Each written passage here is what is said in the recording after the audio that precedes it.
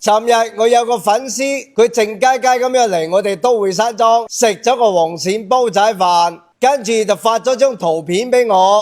佢話：富哥啊，你哋送呢煲黃鱔飯使唔使咁誇張啊？咁撚多黃鱔嘅，又大煲飯。佢話人哋搞活動，反正免費送，求交期整2、3條黃鱔賣咯。你使唔使鋪到成個飯面都係黃鱔啊？好撚有誠意，簡直大唔賺錢。事實上真係好抵食。快預訂食無花果浸雞，就送黃鱔煲仔飯一煲。啲新鮮無花果湯呢，又潤又清甜。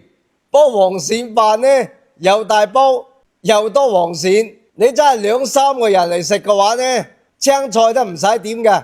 當然，如果你都點青菜嘅，我會好撚高興。由於呢個活動非常火爆啊，想食嘅朋友記得提前預訂啦，分分鐘冇位啊！我喺都會山莊等你哋啊！